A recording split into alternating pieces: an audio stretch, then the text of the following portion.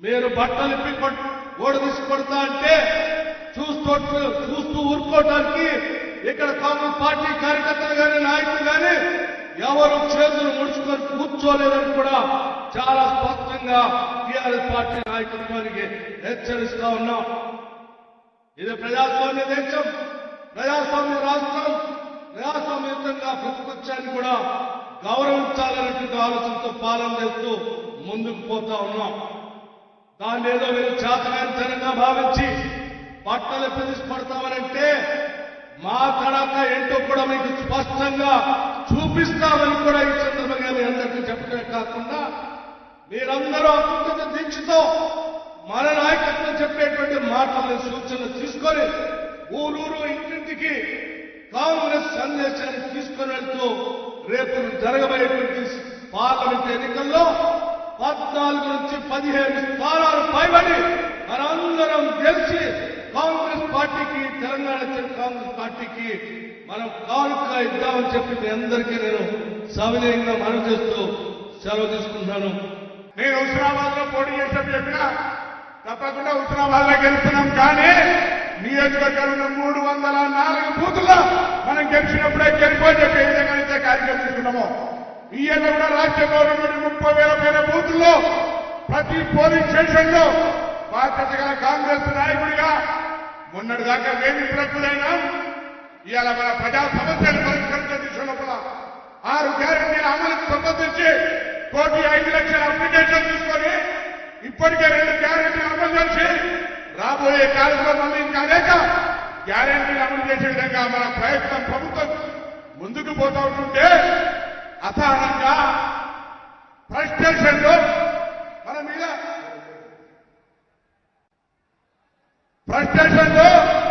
ఇష్టం ఉన్నట్టు మాట్లాడుతూ ఉన్నారు. ఏమనుకోవద్దు, వేదిక అక్క చెల్లెలుంటే నేను కరీంనగర్ పార్లమెంట్ నియోజకవర్గంలో నేను ఒక బ్యాక్వర్డ్ క్లాసు, మా ఆది శ్రీనివాస్ ఒక బ్యాక్వర్డ్ క్లాసు, కవ్వంపల్లి సత్యనారాయణ రెడ్డి చట్ట ఒక షెడ్యూల్ క్యాస్ట్. 4 గెలిస్తే తీర్చుకోవడానికి కేటీఆర్ గారు మా పట్టాలు కూడా తీసుకున్నట. మేమన్నాను చూడదనుకుంటే మేము 4 పట్టాలు పిలిచి చూపెట్టడానికి రెడీ అని చెప్తా ఉన్నా. ఏం చేస్తా చెప్పండి మరి? ఇంత అసహనంగా మాట్లాడితే, ఇంత ఫ్రస్ట్రేషన్లో మాట్లాడితే నువ్వు మాకు చూస్తా అంటే మాట్లాడుతున్నావా? ఇటువంటి పరిస్థితి ఉంది అలా అదే అది ఏం చేస్తా చెప్పండి? మీరు 4 కష్టపడి 20 సంవత్సరాలుగా రాజకీయంగా ప్రజల నుండి మీరు 4 కలిస్తే ఎందుకు అసహనానికి గురవుతావు? నీకు బాధ్యత ఉంటే నిన్న నువ్వు కరీంనగర్ ఉన్నందులే నీ 4 భూ కబ్జాదారులైన టీఆర్ఎస్ కార్పొరేటర్లు అరెస్ట్ అయ్యారు. 3 ఎకరాల భూమి ఉండడా లేదా? ఇంటికో ఉద్యోగం ఉండడా లేదా?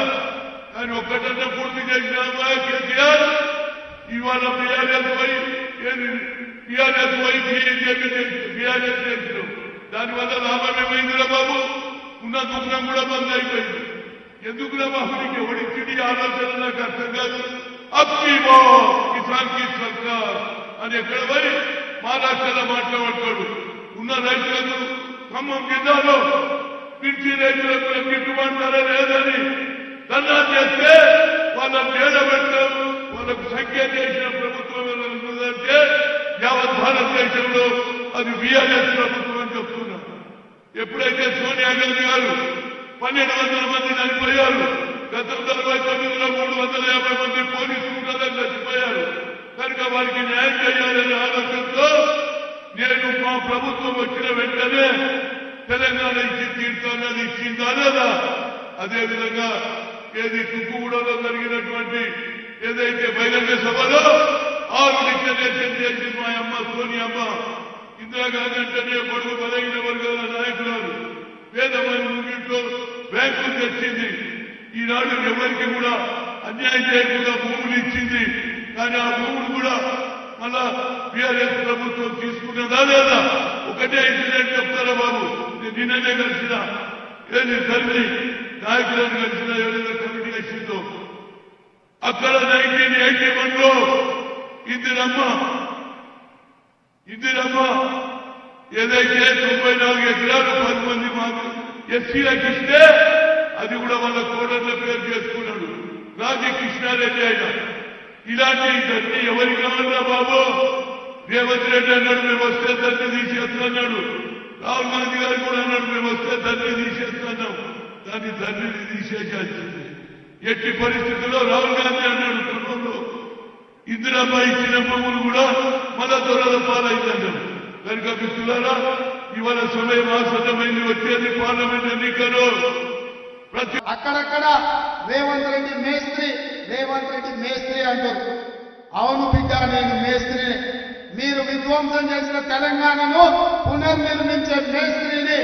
మీరు నిరుద్యోగ యువకుల జీవితాలతో చెలగాటమాడింది కదా, అందుకే 30 లక్షల మంది తెలంగాణ నిరుద్యోగ యువకుల భవిష్యత్తును తీర్చిదిద్దే మేస్త్రిని. తెలంగాణ పబ్లిక్ సర్వీస్ కమిషన్ కి ఇవాళ చైర్మన్లను సభ్యులను గవర్నర్ గారు అనుమతించారు. ఇవాళ నుంచి వాళ్ళ జీవితాలను పునర్నిర్మించే మేస్త్రిని. ఇదే కాదు బిడ్డ కాసుకో, మిమ్మల్ని 100 మీటర్ల కోతి నుంచి పాతి పెట్టి మీకు గోరీ గంటే మేస్త్రిని, మిమ్మల్ని గోరీ గంటే మేస్త్రిని నేనే బిడ్డ. ఈ నెల చివరికి ఇంద్రవల్లిలో ఆదిలాబాద్ జిల్లాలో వస్తున్న కాసుకోండి బిడ్డలారా, మీకు గోరీ గంటం. ఇంద్రవల్లి నుంచి ఇంటర్వెల్ తర్వాత మళ్ళీ కథ మొదలవుతుంది. ఎవరేందో తేలుద్దాం. పిల్లా రంగాలు చాలా మాట్లాడుతుందో, చార్లె శోభరాజు మాత్రం దుప్పటి కప్పుకొని బోర్ల బొక్కల వండేది. అందుకే నేను అంటున్నా, పిల్లా రంగాలు కాదు చార్లె శోభరాజు రమ్మని అంటున్నా. మన అంటుంది ఒక ఆయన, మా పులి బయటకు వస్తుందని. బిడ్డ మా పులులు బోర్లు పట్టుకొని సిద్ధంగా ఉన్నారు. బోర్లు వేసి బోర్లో పెట్టి పొందబెట్టాం. బోర్లు సిద్ధం, రమ్మను మీ పులిని ఏడిందో నేను చెప్పదలుచుకున్నా.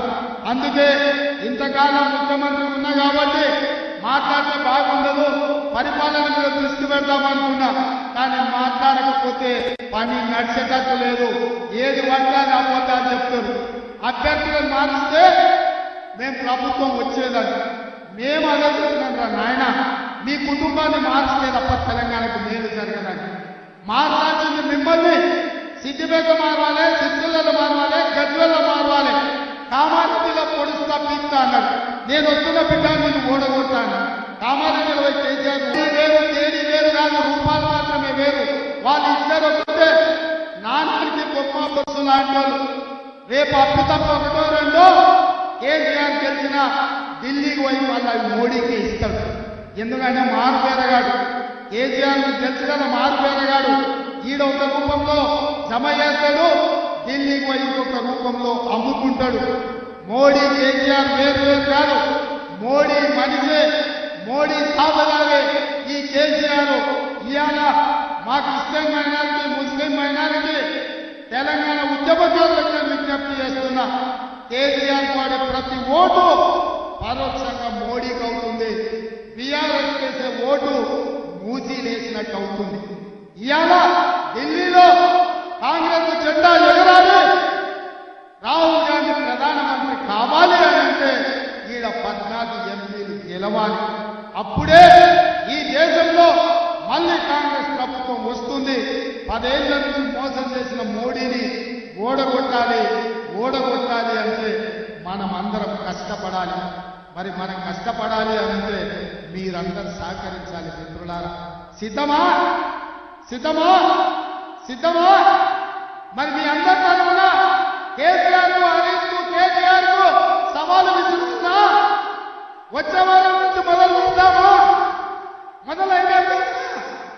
కేసీఆర్ కాసుకో, నీ ఆట మొదలైంది. కొన ఊపిరితో ఉన్నావు. ఆయుధం కూడా నీ పీక విచ్చే బాధ్యత, నీ పార్టీని పొందబెట్టే బాధ్యత మా వాళ్ళందరూ తీసుకున్నారు. ఇదే కాదు, మీకందరికీ చెప్తున్నా, మనమిచ్చే 6 గ్యారెంటీలు అమలు చేయడానికి గ్రామంలో 5 మంది ఇందిరమ్మ కమిటీలు వేస్తాం. ఇందిరమ్మ కమిటీలలో మీరు ఉంటారు. ఎవరైతే మన పార్టీకి ఈ రాష్ట్రంలో అండగా నిలబడతారో సంక్షేమ పథకాలు వాళ్ళకు చేర్చాల్సిన బాధ్యత మీదే. అందుకే ఇంత ఓపిక ఈ రోజు వచ్చి ఇక్కడ కూర్చొని ఈ సభను విజయవంతం చేసిన మీకందరికీ మనస్ఫూర్తిగా ధన్యవాదాలు తెలియజేస్తూ సెలవు తీసుకుంటున్నా. జై కాంగ్రెస్, జై జై కాంగ్రెస్, జై సోనియమ్మ. ధన్యవాదాలు మిత్రులారా.